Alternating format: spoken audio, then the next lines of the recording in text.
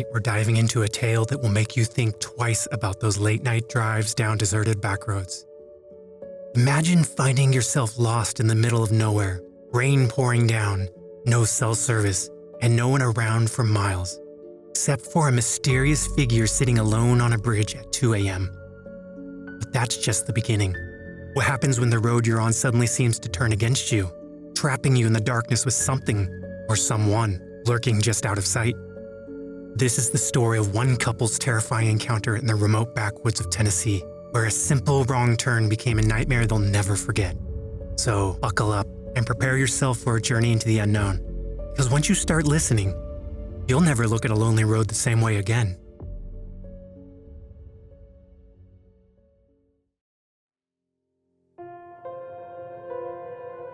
Wartburg, Tennessee is the kind of place that time forgot, nestled in the shadow of the Cumberland Plateau.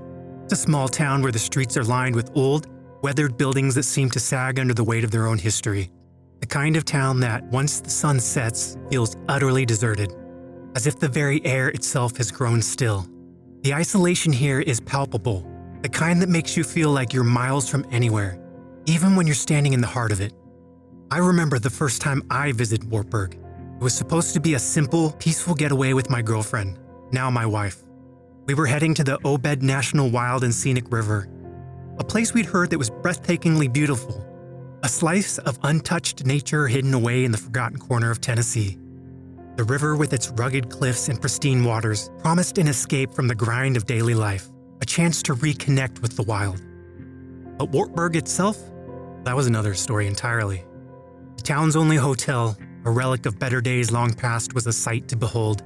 Its faded sign swung lazily in the breeze, creaking like an old door in a haunted house.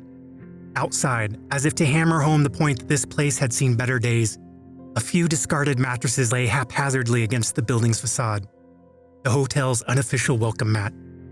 This was the image immortalized on Google Maps, a visual testament to the kind of place we had found ourselves in. Still, we weren't here for the accommodations.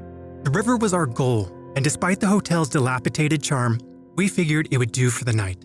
After all, the promise of the wild, untamed beauty of the Obed was enough to keep us going. So, with a mix of excitement and a bit of trepidation, we set off on the winding roads that led deeper into the heart of nowhere.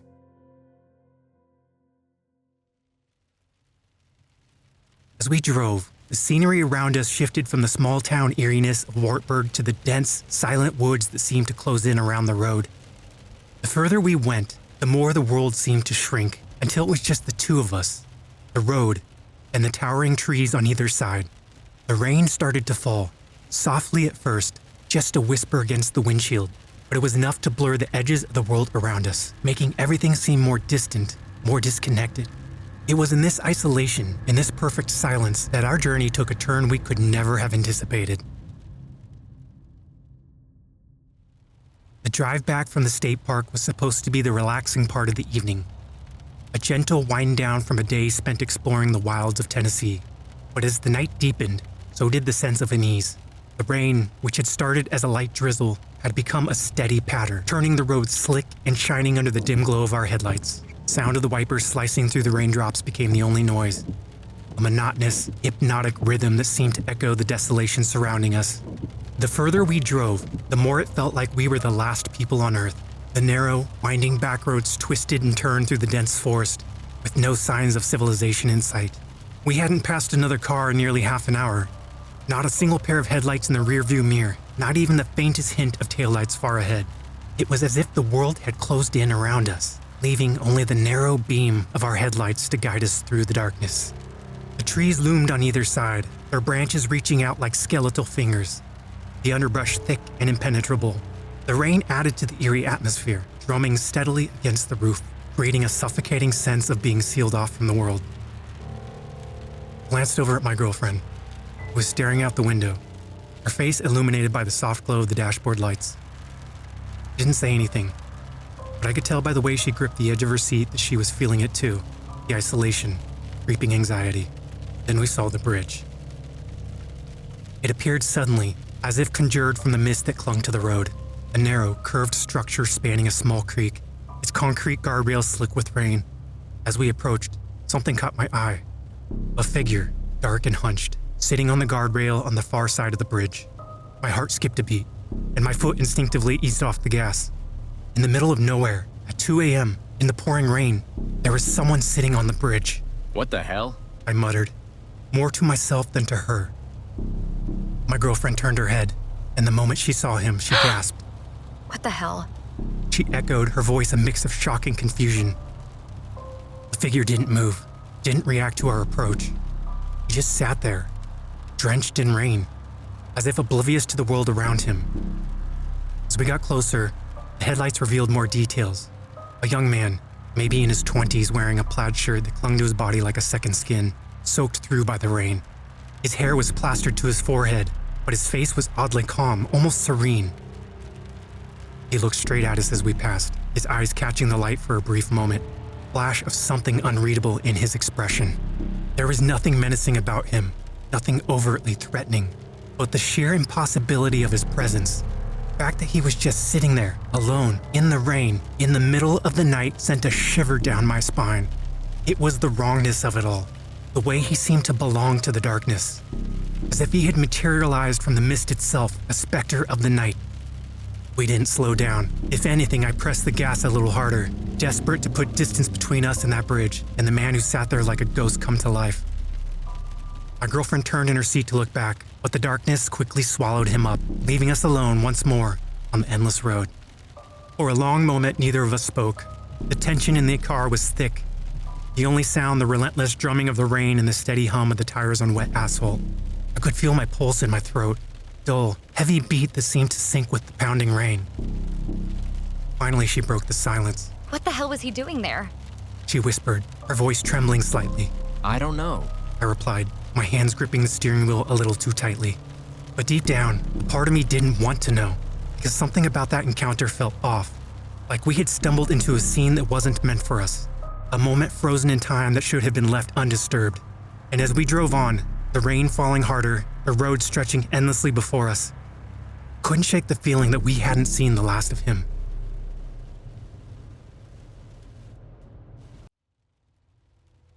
The road seemed to stretch on forever, a ribbon of black cutting through an ocean of darkness.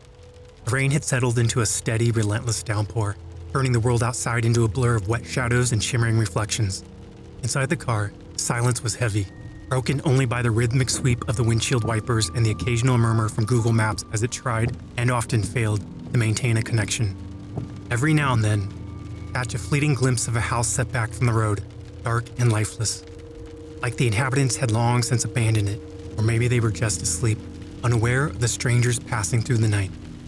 Each time, the sight brought a brief moment of relief, a reminder that we weren't entirely alone out here. But those moments were few and far between, and they quickly faded back into the all-encompassing isolation of the night. As the minutes ticked by, my nerves began to fray. The intermittent connection from Google Maps wasn't helping. Every time the screen flashed no signal, a fresh wave of anxiety washed over me.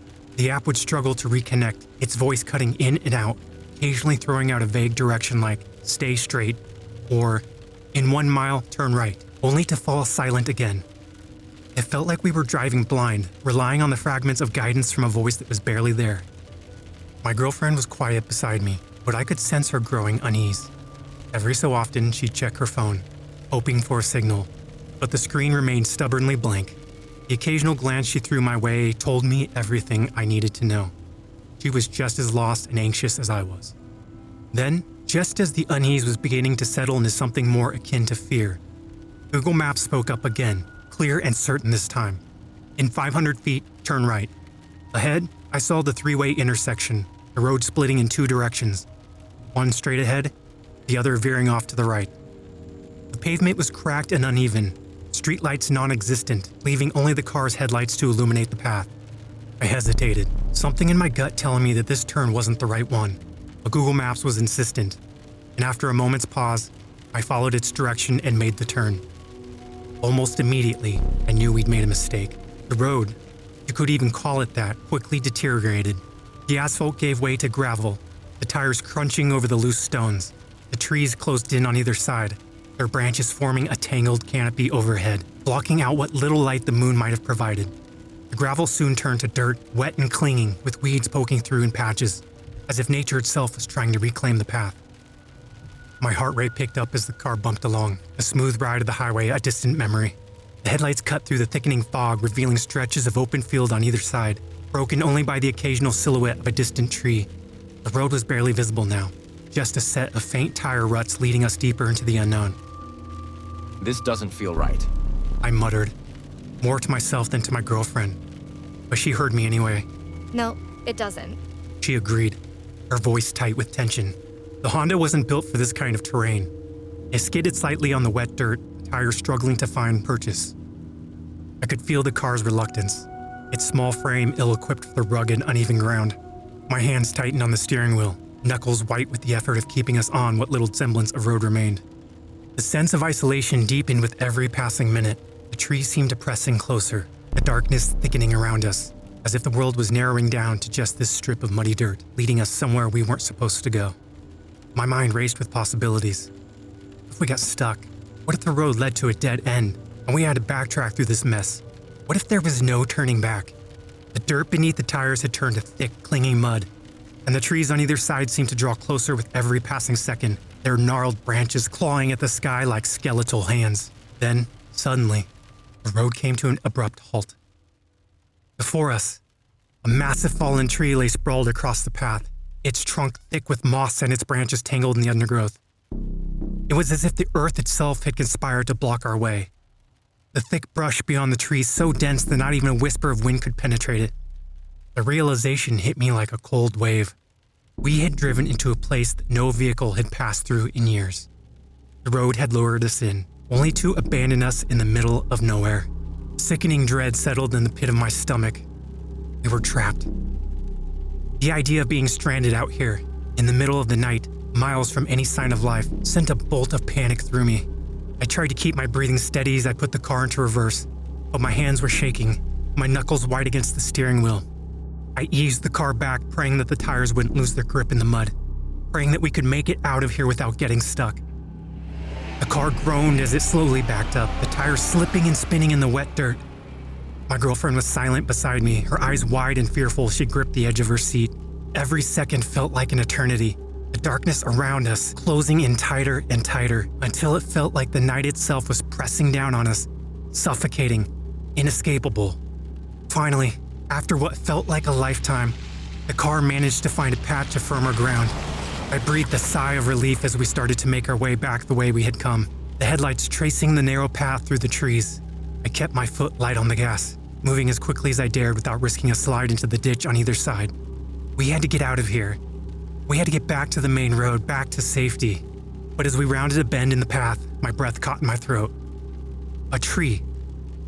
Another tree, medium-sized, lay across the road, blocking our way. But this one hadn't been there before. My heart stopped for a moment, the realization crashing over me like a tidal wave. The tree hadn't fallen naturally. It had been dragged into place, deliberately, as if to trap us here. I could see the marks in the mud where the branches had gouged the earth, the half-circle pattern of its movement. Someone or something had watched us drive past, had waited until we were down the road, and had dragged this tree into place to block our escape. For a moment, I was paralyzed with fear, my mind racing with possibilities. Had someone been following us, watching us from the woods? Were we about to become some part of a gruesome backwoods nightmare? The thought of getting out of the car, of stepping into that thick, oppressive darkness made my skin crawl. Every instinct screamed at me to stay inside, to lock the doors, to drive through the tree as if I had to. But I couldn't leave the tree where it was. We were stuck, and the only way out was to move it. My heart pounded in my chest as I turned to my girlfriend, trying to keep my voice steady, trying to hide the rising terror that was threatening to choke me. I need to move that tree, I said, my voice barely more than a whisper. She stared at me, her eyes wide with fear. You can't... What if someone's out there? I'll be quick. I promised, though I wasn't sure if I was trying to convince her or myself. Just keep the doors locked. If anything happens, if you see anything, honk the horn. Okay? She nodded, her hands trembling as she clutched the seatbelt. I took a deep breath, steeling myself, and slowly opened the door.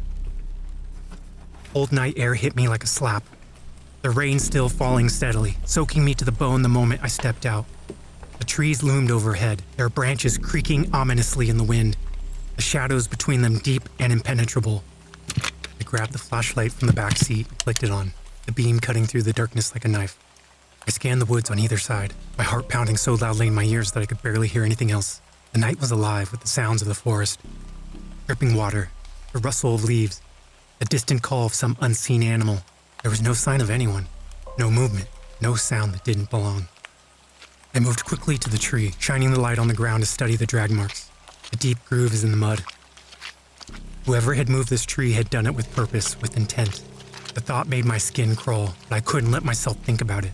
Not now. I grabbed one end of the tree and began to drag it to the side, the wood heavy and slick with rain.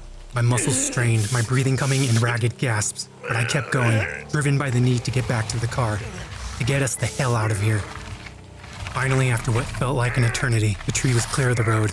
I dropped it and rushed back to the car, the rain soaking me to the bone, my hands shaking as I fumbled with the door handle. I practically threw myself inside, slamming the door behind me and locking it immediately.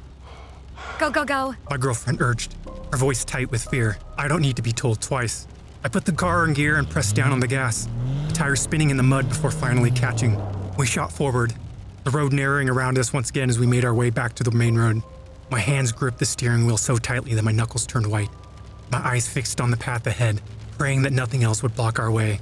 The rain continued to fall, the trees closing in around us, and I couldn't shake the feeling that we were being watched, that whatever had dragged that tree into place was still out there, lurking in the darkness, waiting for the next opportunity to strike. Eventually, the road widened, the trees pulling back, and I saw the faint gleam of asphalt ahead. Relief washed over me as we finally reached the main road. The bright, open stretch of pavement, a welcome sight after the claustrophobic nightmare we had just escaped. But even as we sped away, the rain falling in sheets around us, couldn't shake the feeling of unease that clung to me. The image of that tree, deliberately dragged into our path, haunted me. I couldn't help but wonder, what would have happened if I hadn't been able to move it? What would have happened if we hadn't escaped? As we drove away from that cursed road, the dark woods receding into the distance, I couldn't help but feel that we had just barely escaped something far more sinister than we could ever have imagined. We were so close to getting out of there, I could almost taste the relief. But as the car rolled forward, the headlights illuminated something that made my heart drop into my stomach. A third tree, larger than the last, blocking the road like a barricade. Its branches splayed out like twisted arms. This one was thicker, older, its bark slick with rain and covered in moss. Thought of dragging this beast out of the way felt impossible, yet it was the only thing standing between us and the safety of the main road. I killed the engine, and the world fell into a suffocating silence, broken only by the relentless patter of rain on the roof. My hands were trembling as I gripped the steering wheel, my mind racing with thoughts I didn't dare voice. We were trapped. Someone or something was toying with us, watching us, waiting for us to make our next move. The air inside the car was thick with fear, my girlfriend's breathing shallow and fast beside me. I have to move it. I said, my voice barely more than a whisper. No.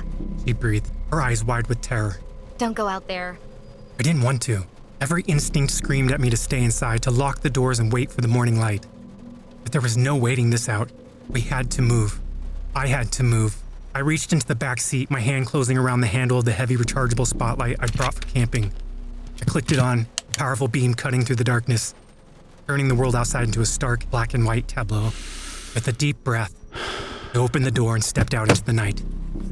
The rain hit me like a cold slap, soaking through my clothes instantly, the chill seeping into my bones.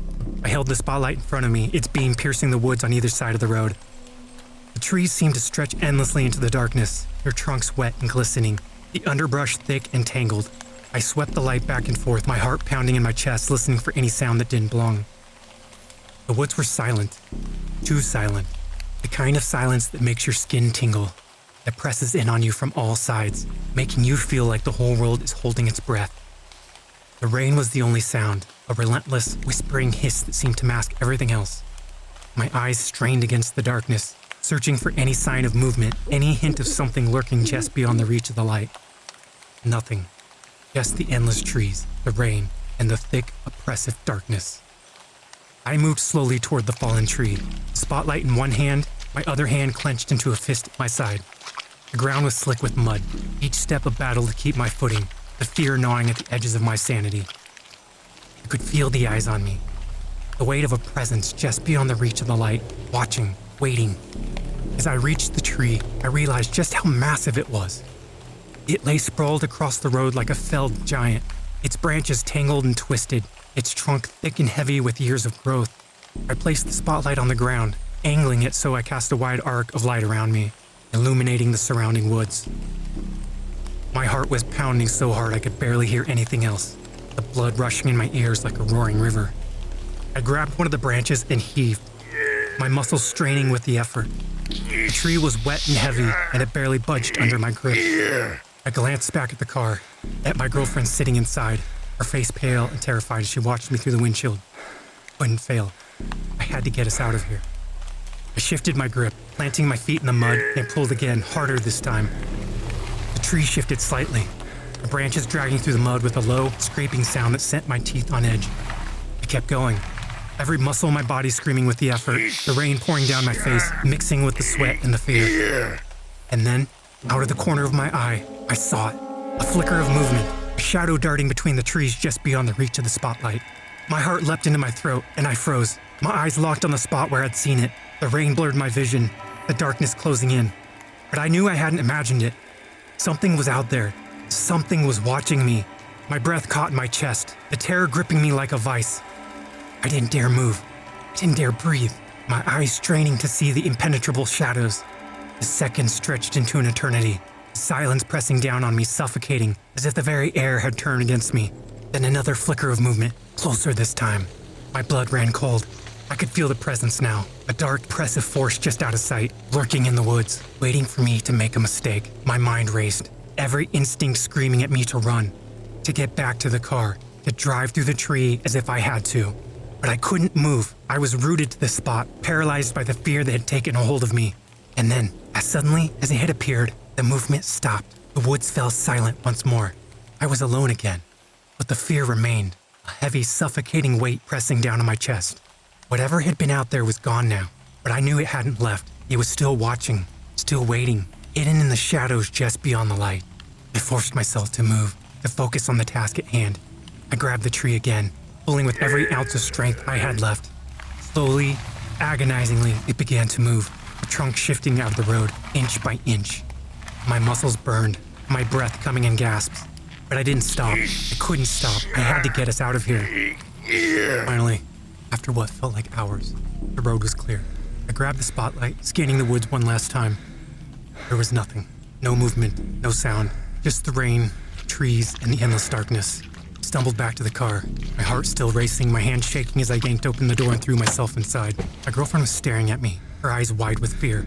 I couldn't bring myself to say anything. I just slammed the door, locked it, and jammed the car into gear. The tires spun in the mud for a moment before catching, and we shot forward, the headlights cutting through the darkness as we sped down the road, away from the cursed place. As the road widened and the trees fell away, the tension in my chest began to ease. But the fear didn't leave me. It clung to me like a shadow, a reminder of what had happened, of what I had seen, or thought I had seen, in the woods that night. Even as we reached the main road, as the lights of the small town came into view in the distance, I couldn't shake the feeling that we had narrowly escaped something far worse than we could ever imagine.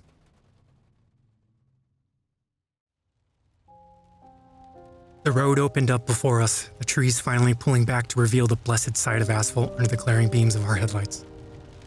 The rain continued to hammer down, but the sensation of solid pavement beneath the tires brought a wave of relief that almost made me dizzy. My foot pressed harder on the gas, the car lurching forward as we sped back towards the safety of town. Neither of us spoke as we drove. The oppressive silence that had filled the car since we encountered the first tree now felt like a living thing, weighing down on us, making it hard to breathe. My knuckles were white on the steering wheel, my eyes fixed on the road ahead, half expecting another obstacle to appear out of the darkness. But the road remained clear, stretching out into the night, leading us away from whatever had been lurking back there. When we finally reached the outskirts of Wartburg, the sight of the dim streetlights and the occasional porch light glowing in the distance brought a semblance of normalcy. Fear still clung to me, a cold knot in my stomach that wouldn't go away. The rain had turned the town's empty streets into rivers of water, the reflections from our headlights shimmering on the wet pavement like ghostly apparitions. The hotel loomed ahead, its sagging roof and peeling paint looking almost inviting after what we had just been through. I pulled into the parking lot and killed the engine.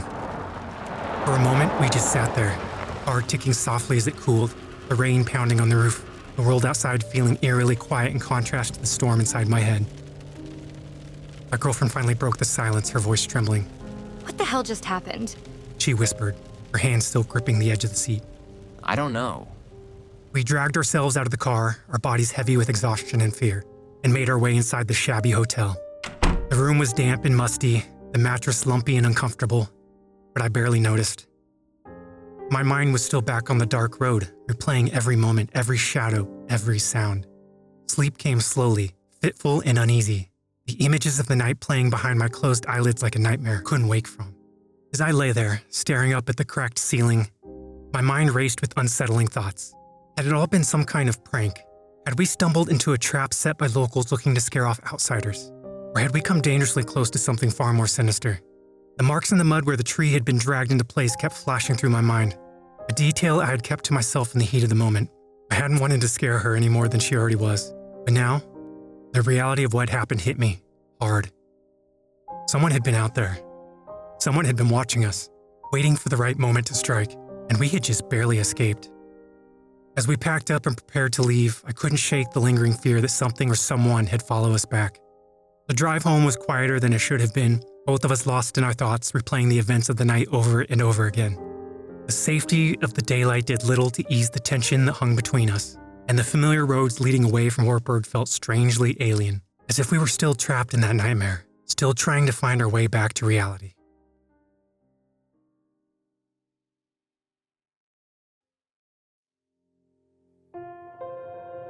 Whoever, or whatever, was out there on that rainy night remains a mystery. But one thing's for sure, it's a story that stays with you, that makes you think twice the next time you find yourself driving down a deserted road in the dead of night. Because in the end, the scariest moments are often the ones that happen when we least expect them. Thank you for joining me on the spine-tingling journey. Make sure to subscribe so you never miss a chance to explore the unknown with me. And if you have your own frightening experiences, I want to hear them. Send your personal stories my way. Until next time, keep your lights on and your doors locked. You never know what might be waiting just beyond the darkness.